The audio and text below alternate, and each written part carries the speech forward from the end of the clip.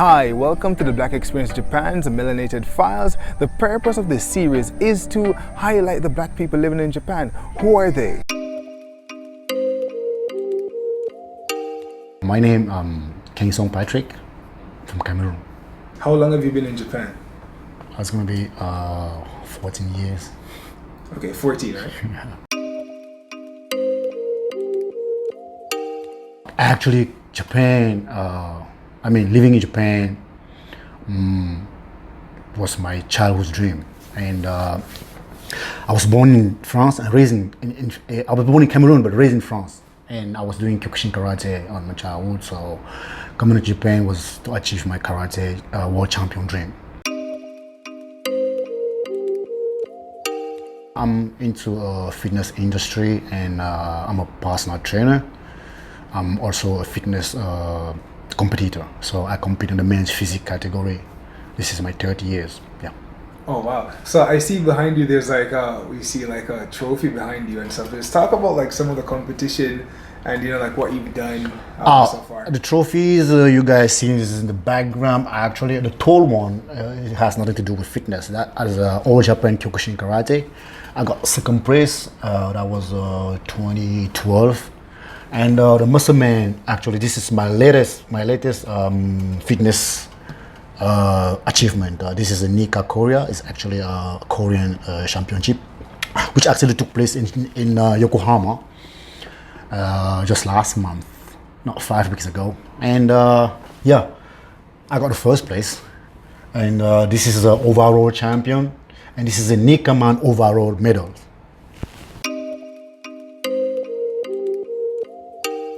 I actually got involved with bodybuilding. That's exactly 3 years ago. I started with Best Body Japan, which is a really famous championship in Japan. And my first stage was in 2016. And yeah, I didn't know much about the dieting, about the V shape. So I got into that just with full of passions, and I studied a lot, I trained a lot, and I got second place at the national. So that was the first big motivation that I had at the first time. So last year, 2017, Best Body Japan, I got first place. And this year, May, 2020 May, I switched into NPCJ because I was actually really looking into a pro card, pro licenses. So I switched into NPCJ, and I entered the Tokyo Blaze, which is one of the big competitors in the NPCJ, and I got first place. So I've been in stage 6 times, and the 6th time I got first place. So there's something that you're looking forward to in November. Yeah. Tell us about it. November is actually going to be the final from the first show that I had in May, just lately. And the NPCJ, for the first time in Japan, will be giving a pro license. I can go IFBB Pro if I got first place on the November show. I'm really looking forward to that one. Professionally, I'm a karate teacher. I'm off the tournament karate championships, but I'm actually training kids, young Japanese karate kids, to achieve their karate dream. So what type of karate is it? It's a Kyokushin karate. It's a full contact. So you're like a sensei? I'm a sensei. I'm a karate sensei. All right, if you have to say it that way. Yeah. My Kyokushin experience it's a really a big experience, because when I first joined the karate dojo, I was a foreigner and everybody was scared. But I think it also becomes really easy for me, of course, of my personality. I like to play with kids, and I started getting more attention with the kids, and kids love me. So my karate Shihan, which means actually the headmaster. Yeah, when I was still about brown belt, started giving me karate classes to handle, because all the kids was like Patrick Senpai, and then that's how I started. And I'm actually a full karate teacher. In Japan, the funniest thing was the way people, the image of people as a black man. For the Japanese people, all black men equal Michael Jordan. You must play basketball. You're good at basketball. I mean, in their mind, you're good at playing basketball. You're a good rapper, and you have a big, I mean, under your pants. I mean, I don't want to. I mean, this is the image they have of us. That was really, really funny, and it still didn't change nowadays. I mean, when you come to Japanese, and if you gotta talk about basketball, no matter how pro they are, for you being a black man, no, you're better than them. Talking about music, you must be a hip hop lover. This is something which actually really funny.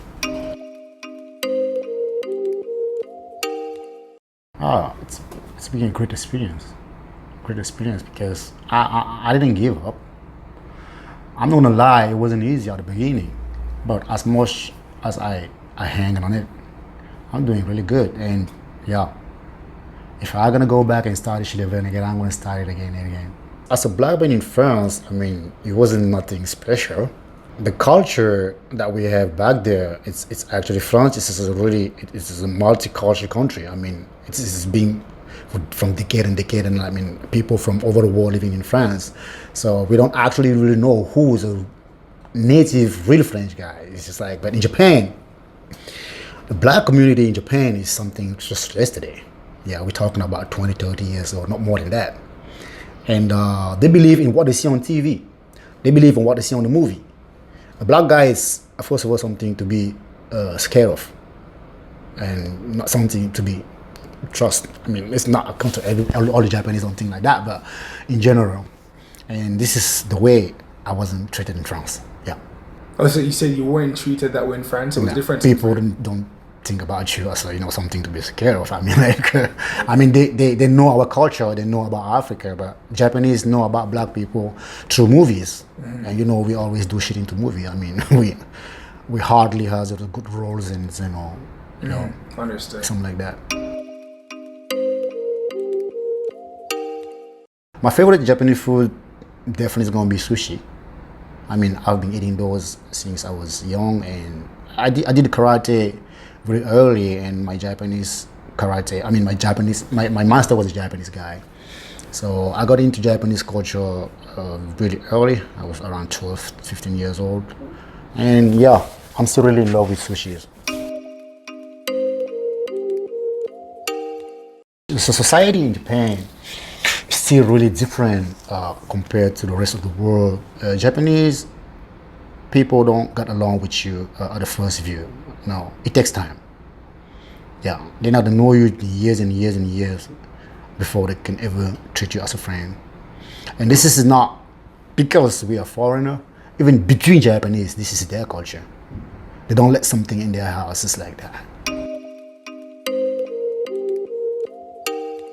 I'm a happy man, and I mean, no matter where we're born, we don't decide where we get born, but we decide where we can live. When I moved to Japan, I didn't have my parents' approval, but today they respect my decision because I'm still happy and I don't regret. And I will also add this: no matter how people treat you, it doesn't really matter. The most important thing is what you're looking for, what you want to be. Don't really mind what people are saying, no matter we're gonna do it or not. You believe in what you believe into, and this is how you get bigger. And this is how people come to know that, oh, he's still hanging on it and he's doing it. They come to you now, they're gonna ask you, how did you do this? But when you start, people are gonna be like, what are you doing that for, man? You gotta let it. It's not your part. So when you get it done and you're looking good, then people are gonna now ask you, so show us how you did this. So that's how you gotta believe in yourself, yo. This is the bigger thing I can say. This is part of my experience. Believe in yourself. The best advice I ever had, I mean, through my 38 years of living, is my grandmama always said, don't you worry too much about your enemies, because your enemy always gonna be the same. The more you would worry about, they are your friends, because they can change over the night. And yeah, it was the best advice that I ever had. I have a lot of people change over me. I'm a black guy living in Japan. I'm not gonna lie to you. I really don't have good relationship with the black community. Maybe because I'm doing something that I'm not working the way, I'm doing my thing straight. The worst advice ever, it's just like I just talked recently about believing in yourself. People want to come to you and try to let you know that what you're doing, it's not worth it, you're never going to make it. They're trying to tell you this because they want you to do what they're doing, or just because they don't even believe in themselves. So don't take advices of people telling you to stop what you're doing, because they've never been there, they've never been through, and they didn't went to the end, and they're not going to tell you how you're going to do it, how you're not going to do it. So believe in what you're doing, though. Don't listen to what people say. My website, just type patfit.jp. You can find me on Instagram, Patrick Kengsong. Patrick Kengsong on my Facebook. Patrick Kengsong on my Facebook page. Don't get it twisted. It's not going to be easy, especially as a black man. Not talking about racism or whatever. Japanese, not racist. They're not racist about black people. I mean, for me, I was born in Africa, but I didn't grow in Africa.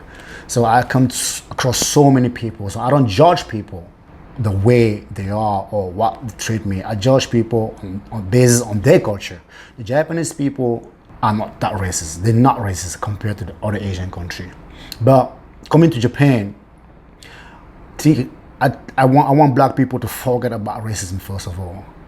But they should be having a professional base. I mean, something really, how do I say it?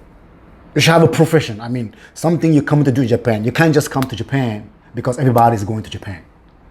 Japan is not really an easy country, not even for Japanese.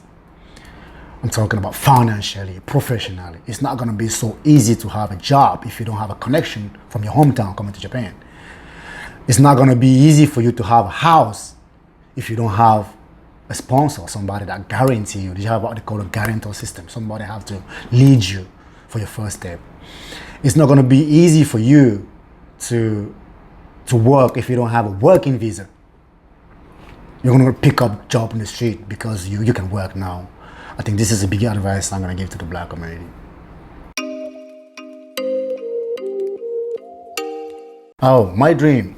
You know, when I got here, when I got in Japan, and I first trying to stay around black people, I met some people and been here so long, and I realized that most of our brother, I mean, they kind of giving up. Like, Japan is not a place for retirement. Japan is not a place to invest. Japan is not a place that you're never gonna go big. So my dream is to stand big. Yeah, because I do believe in myself. I do believe in what I do. Yeah, I came so far doing karate, and I'm standing on a Japanese stage. I'm winning my shows, and this is the way I win life. I came down here to win, and I'm pretty sure that I'm gonna win all the other stages I stand to. I'm gonna succeed it big, just as the Japanese they do, for the other black people to have more confidence on themselves, not to be worrying about where the society is, not to be worrying about what people think about them. Just to be confident.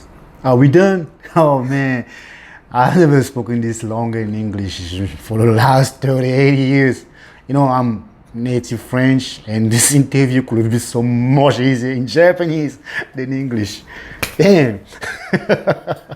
Thank you so much for watching. If you'd like to see weekly videos about the black experience in Japan, feel free to subscribe to this channel. If you know someone that would like to be featured, or if you yourself would like to be featured, send us a message on our Facebook page at The Black Experience Japan, or send us a tweet on Twitter at TheBlackXJP. Thank you so much for watching. We'll see you next time. Bye for now.